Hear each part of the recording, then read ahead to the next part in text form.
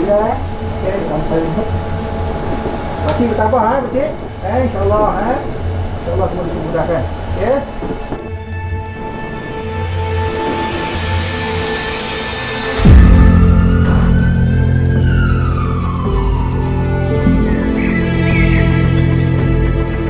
Mereka berjalankan ujian ini, kita dapat mengesan mereka dengan lebih awal sebelum mereka menyebarkan lagi virus itu kepada populasi lain.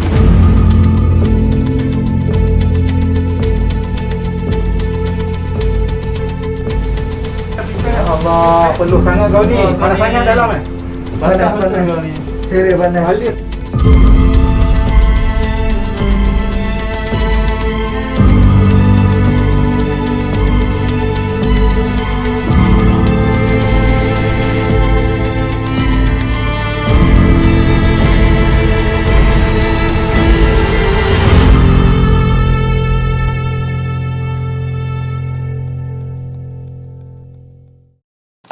Susulan kejayaan mini dokumentari Kita Mesti Menang yang mengenengahkan pengorbanan petugas barisan hadapan Hospital Kuala Lumpur baru-baru ini, Malaysia Gazette kini membawakan anda laporan khas tulang belakang yang bekerja di sebalik tabir menguruskan wabak COVID-19.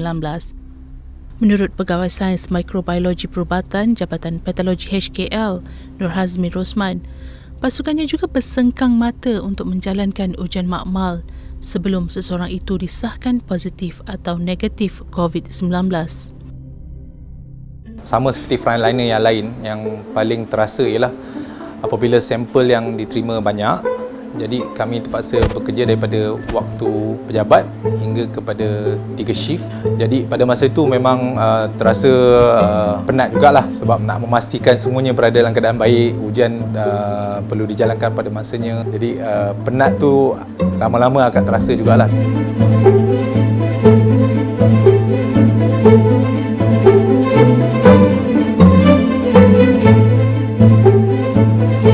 Proses nyah kumannya, maknanya heat activated menggunakan haba, suhu yang tinggi, jadi kita akan matikan virus tersebut dulu dan kemudian sampel berkenaan kita akan lakukan proses nucleic acid extraction. Prosesnya ialah kita untuk mendapatkan RNA virus tersebut daripada sampel berkenaan. Ini part extraction. Kalau kata yang dekat sana tu adalah baca sampel. Dia ada satu part lagi, PCR. PCR tu yang nak tahu keputusan sama ada extraction tu positif ke negatif. Kerana kita akan mencampurkan nucleic acid tadi dengan bahan reagent.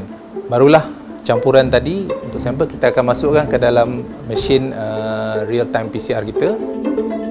Akhirnya daripada itu kita akan buat analisa pada keputusannya dan baru kita dapat hasil untuk menentukan bahawa satu sampel itu sama ada mempunyai RNA virus SARS-CoV-2 atau tidak di dalam sampel berkenaan.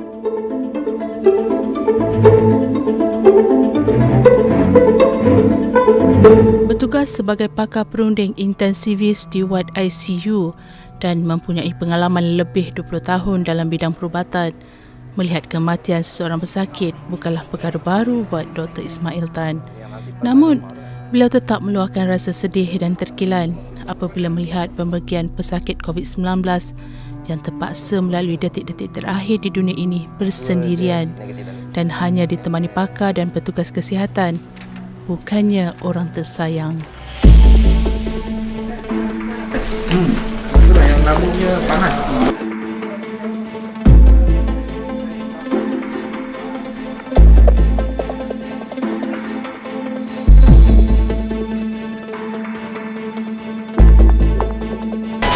Kita mesti kuat. Yang paling mencabar ialah kita tidak dapat berhubungan secara langsung dengan waris ataupun keluarga yang tersayang.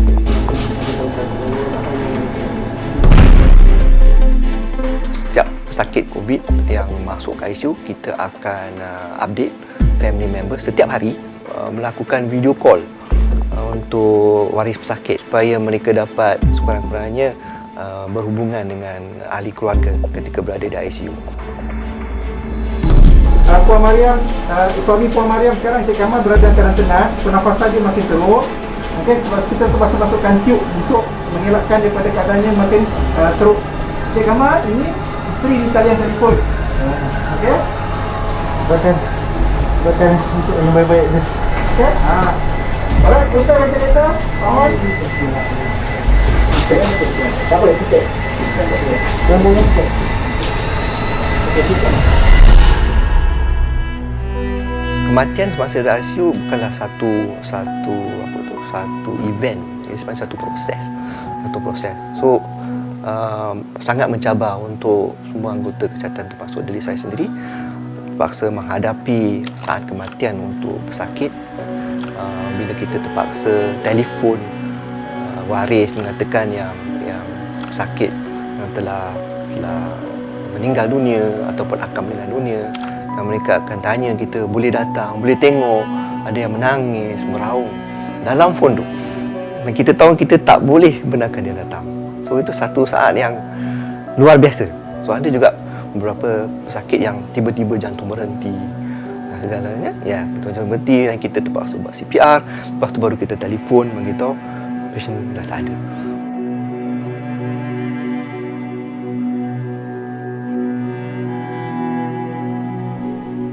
Mungkin ramai yang tidak mengetahui bedah siasat pertama pesakit COVID-19 di Malaysia dilakukan oleh Jabatan Forensik HKL, yang mana hasil bedah siasat tersebut membuka satu lembaran baru dalam banyak perkara, termasuklah pengurusan mayat pesakit. Mayat pesakit COVID haruslah dibalut dengan kain putih kain putih cotton pada lapisan pertama, dan dimasukkan ke dalam 2 lapisan body bag.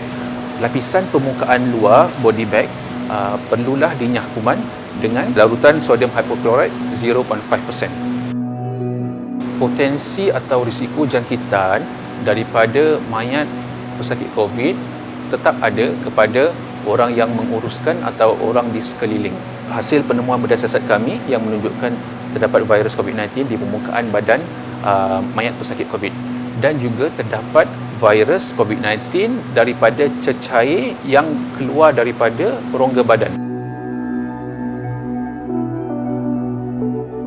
Bagi salah seorang pengurus jenazah COVID-19, Zulina Sulaiman, walaupun bukan petugas kesihatan yang telah menerima latihan khusus dalam menangani wabak, namun mereka tetap bersedia menunaikan fardu kifayah tersebut. Setakat ni diorang cuma tanya memang waris tak boleh tengok ke, memang tak boleh sama-sama bantu ke. Setakat ni cuma satu diorang tanya, tak takut ke? Itu persoalan dia, tak takut ke? Sebab bila diorang dengar COVID je, diorang takut. Jadi saya pun cakap lah, bila kita dah diamanahkan, bila kita dah dipertanggungjawabkan, perasaan takut tu semua hilang. Setiap kali nak mulakan tugas, saya akan telefon mak, abah bagi tahu mohon restu suami. Bismillahirrahmanirrahim. Semoga kita yang ke atas jenazah ini kerana Allah Ta'ala. Allah. Assalamualaikum warahmatullahi wabarakatuh. Assalamualaikum warahmatullahi wabarakatuh.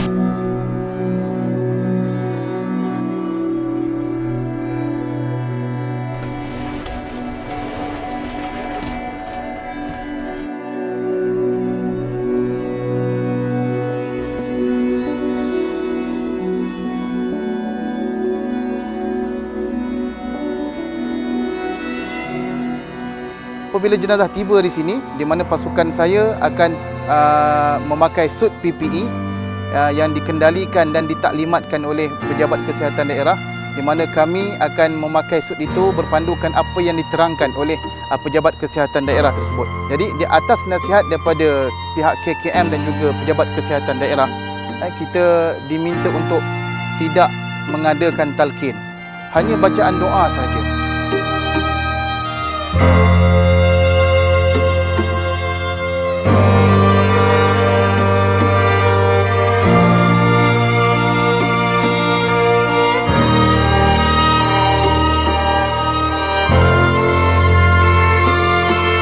Ya Allah, Ya Rahman, Ya Rahim, Kau berikanlah kekuatan kepada kami, barisan hadapan kami, menghadapi mujahadah untuk menghadapi, Ya Allah, penyakit wabak ini, Ya Allah.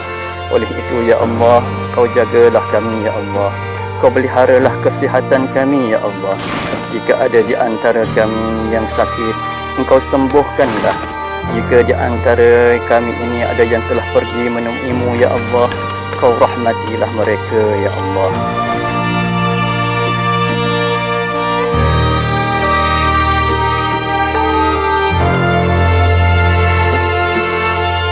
Kejayaan membendung pandemik COVID-19 bukan di tangan Barisan Hadapan sahaja, tetapi ia adalah tanggungjawab kita bersama. Lengkung yang semakin melandai bukan bermakna kita sudah bebas daripada wabak, kerana peperangan ini masih panjang dan belum tahu akhirannya. Namun hasil kerjasama semua pihak, terutamanya rakyat, mampu menamatkan peperangan ini dengan kejayaan milik kita.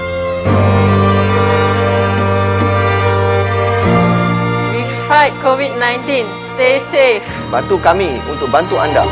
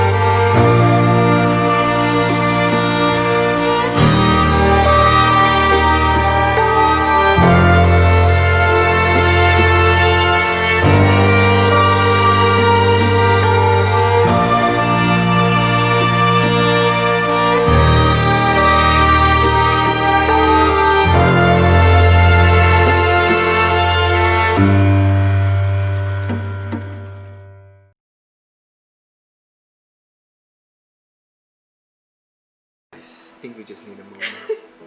It's okay, take your time. You okay to continue? No.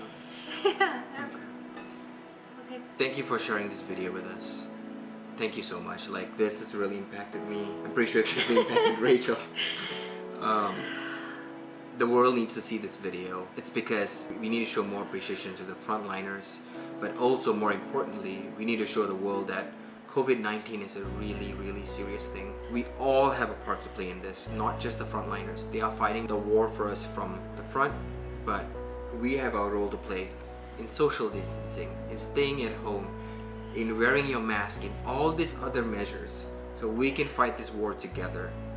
So guys, if it's not too hard, please either share this video or even just go and share the original video with as many friends as possible. The more people that can see this, and I'm hoping that it's not just in Malaysia, that this can be shared throughout the world, that more and more people can see what the reality of being a COVID patient is. This whole video reminded me to be so thankful for our health, for our loved ones. It just made me just so grateful for the safety that we've been able to have by staying at home and staying safe. And just, I can't even imagine going through all this. So Yeah.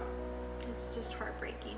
Yeah, it is heartbreaking. A huge thank to all the medical workers and all of the people that are working on vaccinations, that are working on treatments, that are working on figuring out what this is and how to solve this problem. Just thank you for all of your work. Even talked about in the video of just how people were working overtime. They're tired, but it's all to help humanity. So thank you.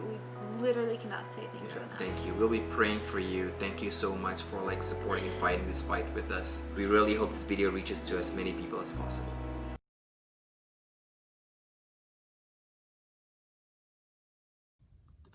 There we have it. I'm lost with words. Wallahi, I am lost with words.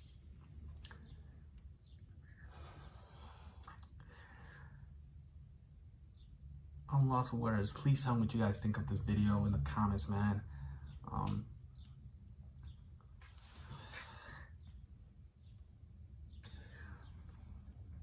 Smash the like button.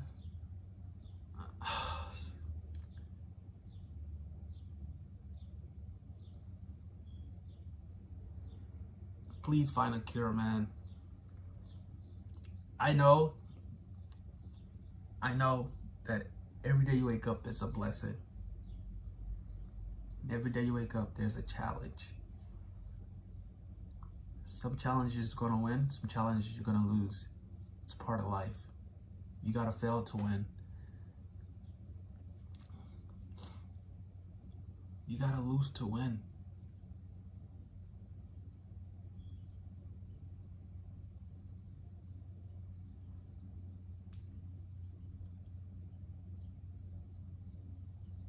But all this happened, the only reason all of this is happening, because all of this was already written in the Quran. I don't know if you guys read the Quran, my non-Muslims. Some of my Malaysian brothers and sisters are Muslims and they do read the Quran. I hope you guys are aware that it is in the Quran that a lot of things are supposed to happen.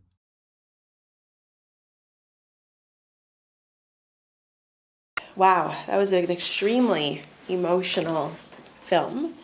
First of all, I appreciate the work that was put in to create this type of documentary, because it just shows, first of all, that this isn't a joke. There are real people experiencing loss. The part that like nearly took my breath away was just the compassion with the care with the person who was deceased, who was already gone, and the prayers, and just, it's hard to think about people leaving this earth alone, you know, and it's so wonderful to see the kindness that was bestowed upon them by people whose it's just their job, you know, but they are going above and beyond. And thank you for sharing this video with me, everyone. Thank you for asking me to react to it. I'm not sure how that was, just watching a grown woman cry on the internet, but it was very powerful. I'm glad I can share this video with my audience.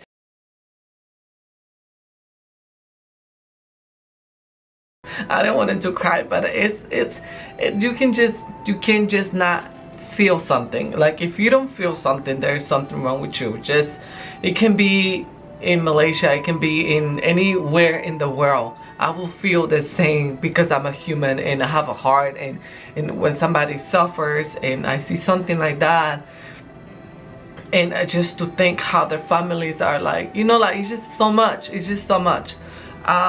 But we all in this together, and I'm just, you know, I'm wishing for the best, and I'm hoping that something is gonna happen and we're not gonna be like this forever. And I don't know, like I feel like at this time words can mean nothing, but let's just have hope, because hope is the last thing that you can lose.